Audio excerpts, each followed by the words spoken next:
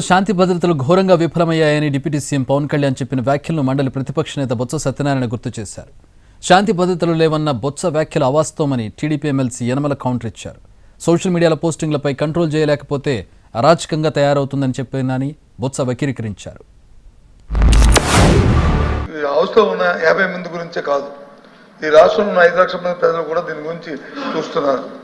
రాష్ట్రంలో శాంతి భద్రతలు ఎలా ఉన్నాయి, ఏ విధంగా ఉన్నాయని సభ్యులు అడిగిన ప్రశ్నకి వచ్చి సూటిగా సమాధానం చెప్పకుండా దానికి వారు వచ్చి బాధ్యత కాకుండా అబాధ్యతగా వారు వచ్చి రాజకీయ ఉపన్యాసం కోసం రాజకీయ అద్దె కోసం చేస్తున్న ఈ నేపథ్యంలో ముఖ్యంగా మేమే కాదు అధ్యక్ష, ప్రభుత్వంలో ఉన్న నేనైతే చదివే సందర్భం అయినా కాకపోయినప్పటికీ సొంతంగా ఉన్న ప్రభుత్వంలో డిప్యూటీ సీఎం గారు కూడా రాష్ట్రంలో శాంతి భద్రతలు క్షీణించే విషయాన్ని కూడా చెప్పిన విషయాన్ని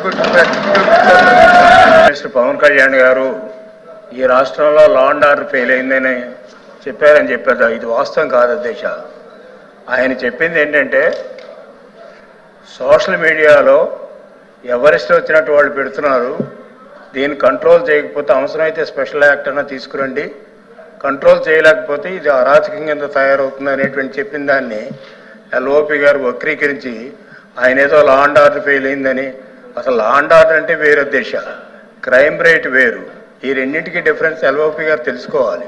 సోషల్ మీడియాలో ఇష్టం వచ్చినట్టుగా రాస్తూ ఉంటే దాన్ని పట్టించుకోవాల్సినటువంటి అవసరం ఉంది అని ఆయన ఒక మాట అన్నారు. ఆ మాట అని దాన్ని గవర్నమెంట్ సీరియస్గా తీసుకుందని చెప్తే అదేదో వక్రీకరించి ఆయన లా అండ్ ఆర్డర్ ఫెయిల్ అయిందని ఆ ప్రభుత్వంలో ఉన్నటువంటి డిప్యూటీ చీఫ్ మినిస్టర్ చెప్పారని చెప్పడం అనేటువంటిది కరెక్ట్ కాదు అధ్యక్ష.